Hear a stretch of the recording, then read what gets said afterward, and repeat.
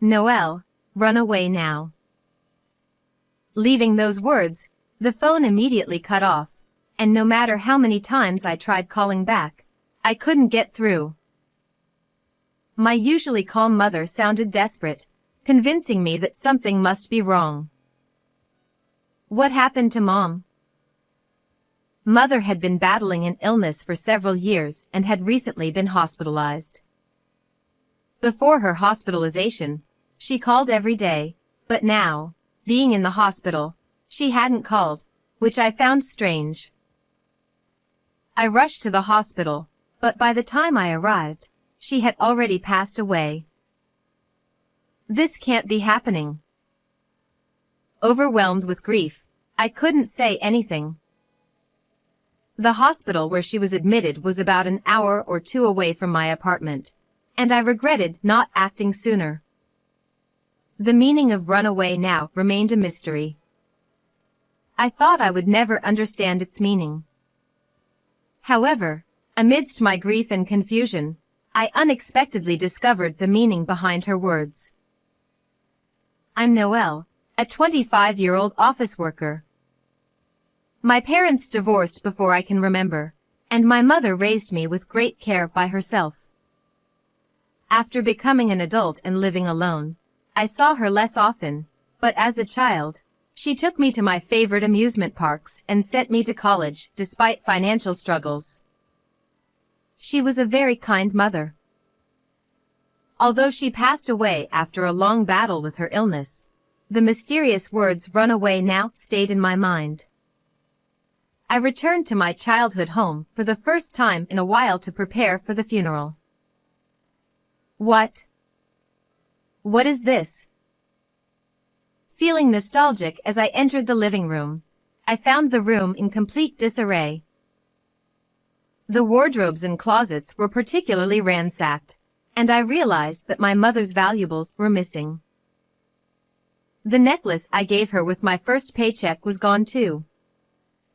I immediately contacted the police, but they said it might be the work of a serial burglar that's been active recently.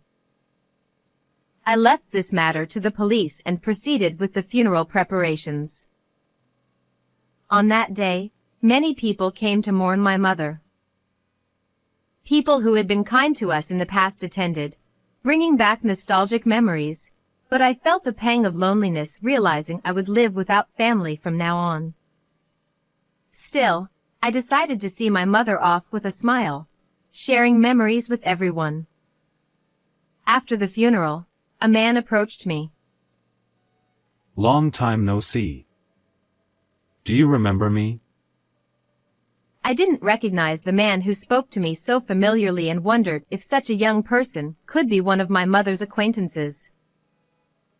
I'm sorry, who are you?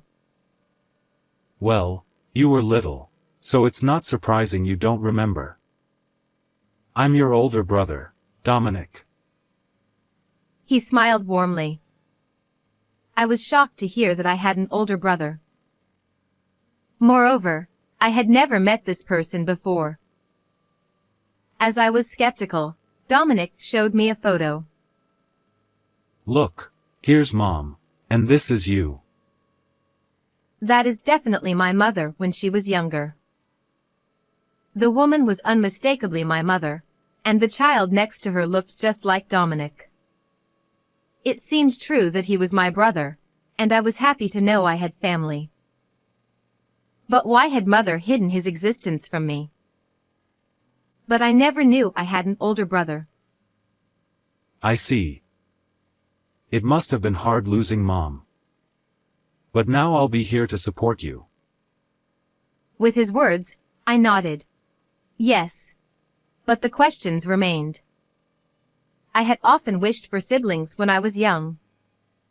It seemed unlike my mother not to find a way for us to meet. Maybe she had her reasons. I tried to convince myself of this and suddenly thought of something else to ask. By the way, what about Dad? Didn't he come? Oh, Dad said he has nothing to do with us anymore and didn't come. I see. I hope I can meet him someday. Dad's a terrible person. He practically abandoned you and Mom. Even though they divorced, it seemed cruel for him not to attend her funeral. Dominic continued to check on me, often inviting me out for meals. During one of these outings, he told me that after the divorce, Dad frequently asked Mom for money, and he was worried that he might come after me next. Dominic seemed very concerned about me, and having a brother felt reassuring. However, I was soon to discover a shocking truth during the process of sorting through my mother's belongings. About a month after the funeral, while finishing up the organization of her belongings, I found a notebook in a dresser. As I flipped through it, I realized it was my mother's diary. It seemed she had written in it daily since before the divorce, and there were 10 volumes in total. Feeling a bit guilty, I opened it. Seeing her neat handwriting brought tears to my eyes. Dominic came to visit. Even though we had agreed never to meet again as per my ex-husband's conditions, I was so happy that I secretly gave him some pocket money. I couldn't help but chuckle. It was endearing to see such interactions that I was unaware of, but the tone gradually changed. Dominic visited again today. But he just said give me money and left. I began to feel uneasy about my brother's behavior as described by my mother. His actions were increasingly troubling. Today, Dominic threatened me and I gave him money again. Indeed, it was written in my mother's handwriting. What does she mean by threatened? It gave me a bad feeling. When I refused to give him money, he said hurtful things. Today, he told me, "Your only worth is your money." The trembling handwriting made it seem all too real. Why would my brother say such things? I'm enduring it because it's his rebellious phase. As I read on, trying to understand her perspective, I stumbled upon a horrifying entry. Today, when I refused, he brought a knife from the dining room and threatened me. I was so scared that I gave him the money. I know I shouldn't keep doing this, but what can I do? I couldn't believe what I was reading. I was horrified by my brother's true nature and felt ashamed for not realizing it sooner. The person described in the diary seemed like a different person from the brother who had kindly smiled at me. Even though we live apart, he's still my precious son. I can't go to the police because it might be due to the divorce. Her words squeezed my heart. I understood her feelings, but I couldn't see someone who threatened my beloved mother with a knife as my brother anymore. He said he'd extort money from my sister too. I can't let that happen. It seems she kept his existence a secret to protect me, but her diary revealed everything. I have to protect her from Dominic before I go. Surely, the phone call that day was meant to warn me about my brother. She must have been afraid he would harm me. Thinking about how he tormented my mother and attended her funeral with a straight face made me furious. Holding my mother's diary, I decided to take revenge on my brother. Why did you call me here so suddenly? I have something to tell you. 3 days later, I invited my brother to the house. Being alone with someone who once used a knife to threaten my mother seemed dangerous, but I had a plan. I know what you did to Mom. When I said that, he widened his eyes slightly in shock, but quickly returned to a composed demeanor. He intended to keep denying it no matter what.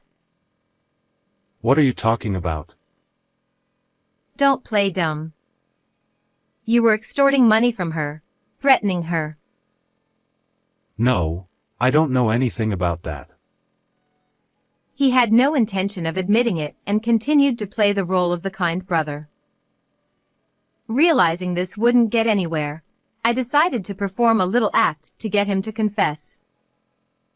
Before she died, she told me everything. I pretended not to know to get back at you. Hearing this, his attitude visibly changed. Huh. He sighed, slouched in his chair, and looked at me with annoyance. So, you found out, huh? Why did you threaten her and even use a knife? To my question, he responded, Hmm. and after a mock thoughtful pause, Stress relief? he said with a smile. There wasn't a hint of guilt in his expression, as if he believed he had done nothing wrong. She never went to the police because she was thinking of you. Of course not. I'm her son. I was just getting pocket money. He said without a shred of remorse. I felt dizzy. I couldn't believe this man was my blood brother. I'm going to the police. Huh? They won't listen to you without evidence. I have evidence.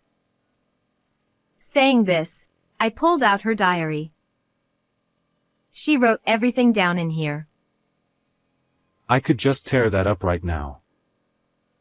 There are many more diaries and pieces of evidence she left. Destroying this one won't help. His face twisted.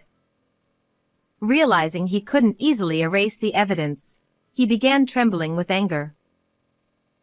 So, I just have to stop you from going to the police?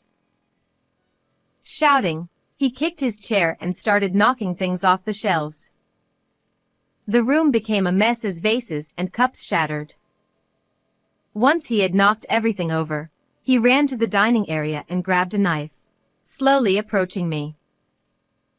If you agree to be my cash cow, I'll let you go. At that moment, the sound of a police siren echoed nearby.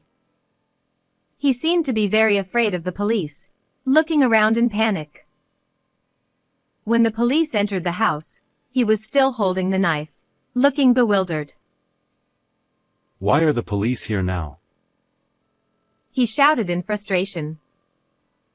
He seemed shaken by the presence of the officers in the living room. I asked them to come. Huh? He looked at me dumbfounded. I decided to reveal the big part of my act. I asked a colleague from my company to call the police at this time. What? I figured her diary alone might not be enough evidence, so I planned to have the police catch him in the act of threatening me with a knife. It was all a setup. Stop messing around. He shouted, lunging at me, but was immediately subdued by the police. Hey, stop it. Let go of me. He struggled violently, trying to break free, but with two officers restraining him, there was no escape. After they handcuffed him, he seemed to realize he had no way out and became quiet. I'm sorry. Forgive me. I was wrong. Desperate to avoid being arrested, he started apologizing to me frantically, his face contorting as if about to cry. No matter how much you apologize, it won't reach her anymore. Who cares about that? Just don't involve the police. It's not that simple for us. She was always afraid of you. Parents are just cash cows for their kids. He kept cursing, but I ignored him. As he was being led away by the police, he started sobbing. I'm sorry. Please, not the police. I won't forgive you for what you did to her. Officers, take him away. As I declared this, his face twisted in agony. Thinking only of his own protection to the end, he was finally taken away by the police with a miserable look, tears and snot streaming down his face. Later, the police investigation revealed that he was a habitual burglar and was sent to prison. It seemed he had been desperately avoiding the police because he feared exposure of his past crimes. He was also the one who had ransacked the house and pawned the necklace I had given her. Even in prison, He kept causing trouble, extending his sentence repeatedly. Although I lost my dear mother, I am now engaged to the colleague who called the police that day. He is kind and understanding, and I am happy to have met him. I'm sure she is watching over us from heaven.